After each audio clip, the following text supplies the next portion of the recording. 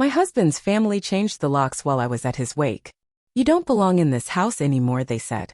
I gave them 1 week, then I took back what was rightfully mine. Hi, I'm Elena Morris, 34. When you lose your person, people say all kinds of things. Let us know if you need anything. We're here for you. But no one prepares you for what happens when your grief gets hijacked by the people who are supposed to share it with you. It happened 2 hours after the wake. My husband, Daniel, had been gone for 6 days. A car accident. Sudden, senseless, cruel. His body wasn't even cold when the fractures started showing, not in his corpse but in his family's mask.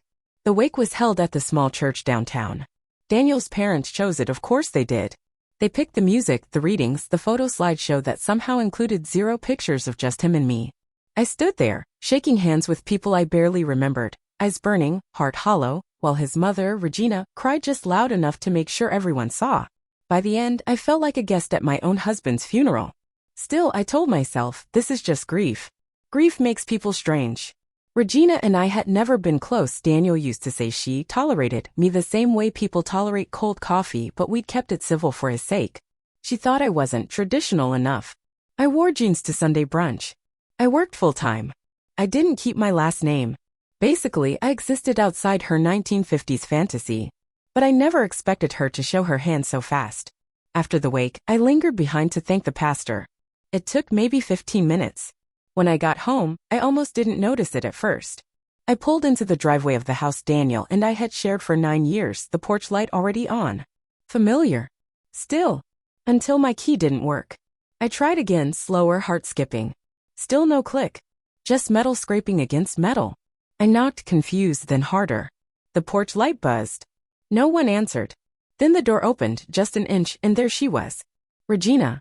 Her lipstick still perfect. A glass of wine in her hand. You shouldn't be here, she said. I blinked. This is my house. She gave a small, practiced smile. No. It was Daniel's house. And now it belongs to the family. I laughed because it was easier than screaming. What are you talking about? Daniel and I bought this place together. Regina stepped out, closed the door behind her like she didn't want the furniture to hear us. Your name isn't on the deed. Daniel handled the paperwork. You're not legally entitled to anything. My throat went dry. It was true that Daniel had done most of the mortgage stuff. I trusted him. He was always the one reading the fine print. I had no reason to doubt that I was protected. I was wrong. She folded her arms. Look, Elena. We don't want a scene. You don't belong in this house anymore. I couldn't move. My fingers were still curled around my useless key. The same one I'd used 1,000 times. You changed the locks? Regina sipped her wine. You can collect your things tomorrow. We've boxed up what was yours. What was mine, I repeated, tasting the words like ash. Behind her, Daniel's father, Gerald, appeared at the window. He didn't look away. Just stared. You don't get to do this, I said, my voice breaking. This is my home. Daniel would Daniel is gone, she said sharply. Then softer, like she was doing me a favor, you have a week to figure something out. After that, anything left here gets donated. She turned, walked back inside, and shut the door. I heard the bolt slide. The lock clicked behind me. I sat on the porch steps until the sun was nearly gone, watching the light fade from the windows of the life we'd built. It didn't feel real. None of it did. Not the wake, not the flowers still in my car, not the fact that I had nowhere to go. I was 34, widowed, and apparently homeless. At some point, a neighbor peeked out and then pretended not to see me. I finally drove to a friend's place. Slept in their guest room with the door locked, as if grief might burst in and finish what Regina started. The next morning, I called Daniel's lawyer. And that's when I learned just how far down the rabbit hole this went. Daniel's will had been updated 2 years ago. The house, the accounts, everything left to his parents. Not me. No mention of me. The lawyer was baffled. He said you were separated. We weren't, I whispered. And then it hit me. 2 years ago, that was around the time we hit a rough patch. Nothing major, just stress from work, and I spent a month staying with my sister to clear my head. Daniel said he understood. We talked every night. When I came back, things were better. He never mentioned updating his will. I didn't think to ask. But they knew. They had waited. Quietly, patiently. And now they had it all. Except me. I stared at my reflection in the lawyer's glass desk and saw someone I barely recognized, hollow eyes, messy hair, a face too tired to cry. You're not powerless, the lawyer said. There are ways to challenge this. I nodded but didn't speak. Because something had shifted. The grief was still there, sharp, awful, but something else had settled beside it. Not rage. Not yet. Resolve. I gave them a week. 7 days. And in that time, I gathered every photo, every letter, every trace of proof that I wasn't just Daniel's afterthought. I started with our texts. Then the wedding album. Then the joint accounts he hadn't yet closed. The emails he sent me while I was at my sister's, promising we'd figure things out. I made copies of everything. I didn't know where this was headed. But I knew one thing for sure. They thought I was broken. They were wrong. By the second day, I was living out of a suitcase at my friend Marcy's house, sipping bitter coffee and rereading emails Daniel had sent me 2 years ago. Lines like, "I don't care where you sleep as long as you're still mine" in the morning hit differently now. Back then it was reassurance. Now it was proof. Evidence. Marcy hovered in the background, careful not to intrude. She gave me space, and when I needed it, a second glass of wine in silence that didn't try to fix anything. Real friends are like that, present but not pressing. Meanwhile, I was gathering my pieces. Slowly. Quietly. On day 3, I went back to the house, not to confront anyone, but to watch. I parked across the street in my dusty old Corolla, tucked behind a neighbor's hedge. The curtains in the front windows were open. Regina floated through the living room like she owned the air. Gerald sat in Daniel's favorite chair, the one he used to read in, legs crossed like he'd always belonged there. It made my skin itch. At one point, Regina came out to water the flower beds. She wore gardening gloves. Daniel's gloves. That's when I started the list. Not a legal list, an emotional one. A record of everything that belonged to me, even if the law said otherwise. The yellow couch we bought after Daniel spilled wine on the old one. The bookshelf I built with my own hands during lockdown. The print of the Paris skyline we picked up at a street market on our honeymoon because Daniel said it made him feel tall. They were mine, not because I signed a paper, but because I loved them. Day 4, I met with a second lawyer. A woman named Farah who didn't blink when I told her the story. She wore sleek glasses and didn't sugarcoat anything.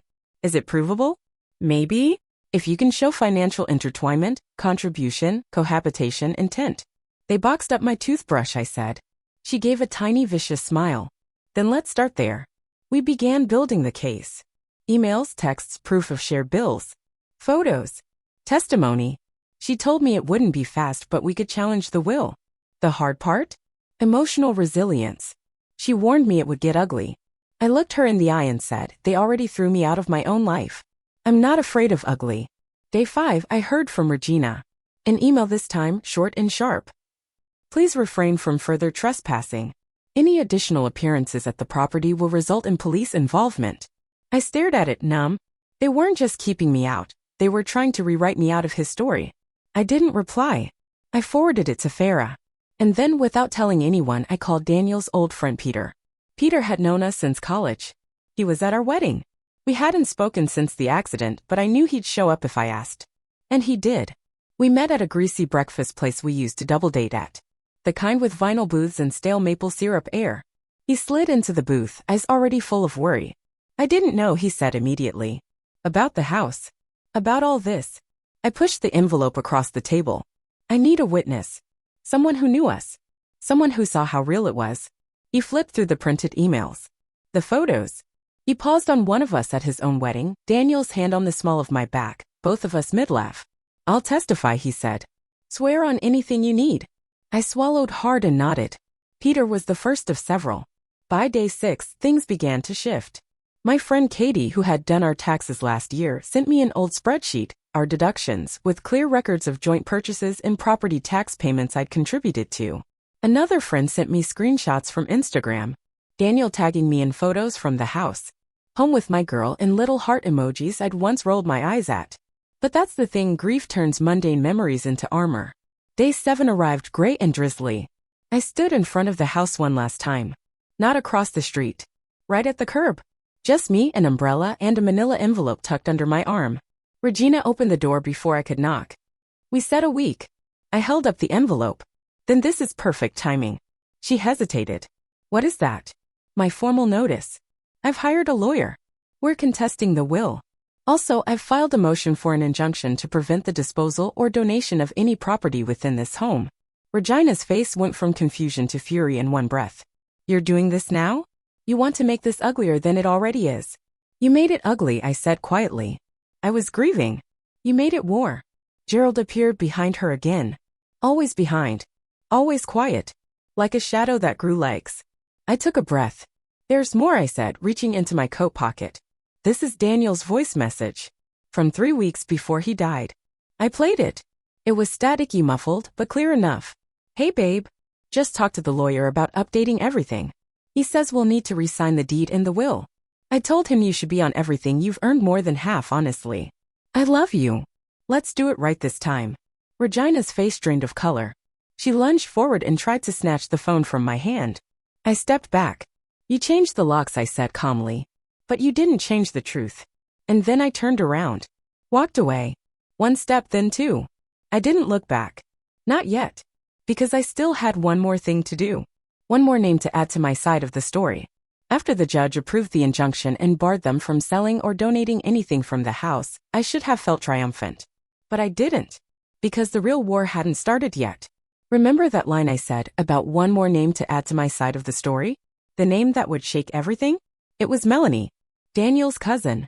Blonde, polished, Regina approved.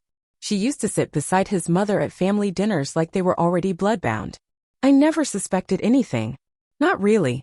Not until I opened that envelope tucked between Daniel's old tax documents, a handwritten draft dated 3 weeks before the crash. A draft of his will. In the margin. Consider Melanie as secondary beneficiary in case of separation. That's when everything clicked. They weren't just trying to keep me out of the house. They were preparing to replace me, not just legally, but personally. And Melanie? She was in on it.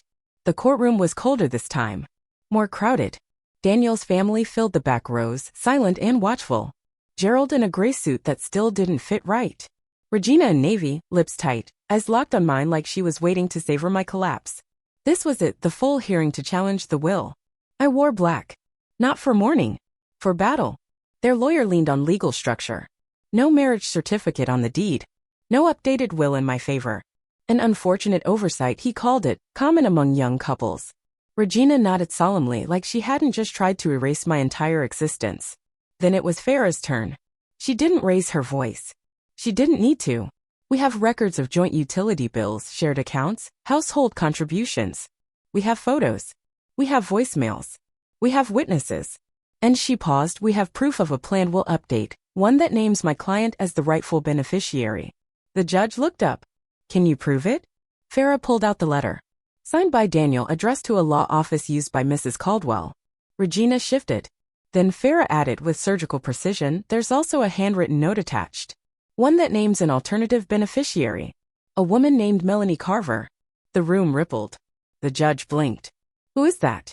Mrs. Caldwell's niece, Farah said. Coincidentally seated beside her at the funeral. And the family wake. And every dinner Elena wasn't invited to. I turned slightly. Regina's knuckles whitened on the bench. The judge raised a brow. Mrs. Caldwell, were you involved in this alternate beneficiary suggestion? Regina stood before her lawyer could stop her. My son was unhappy. He said she was distant, uninvested. She left for a month, for God's sake.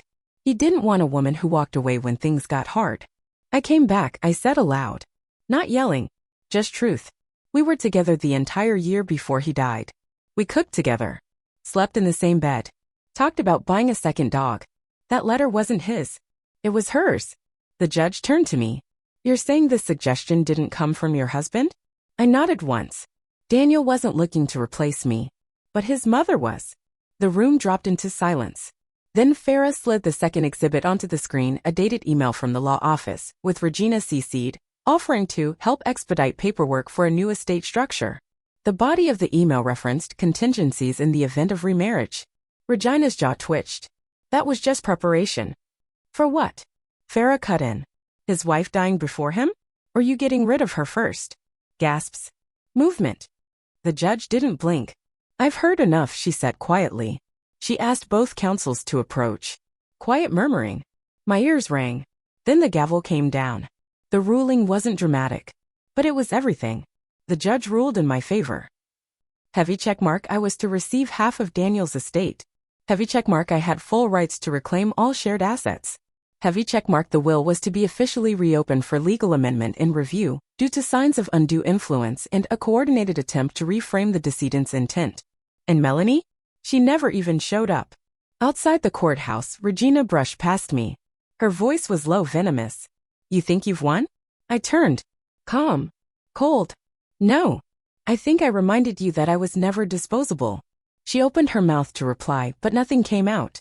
For the first time, Regina Caldwell had nothing left to say. I didn't move back into the house. Too many shadows clinging to the walls. But I sold it for full market value and used the money to open a small cafe. The kind Daniel and I used to dream about. It's called Elena's. And on the back wall, next to the register, there's a framed photo of us, me in his hoodie, Daniel on that stupid yellow couch, our dog between us. Above it in gold lettering. She wasn't erased. She wrote the ending.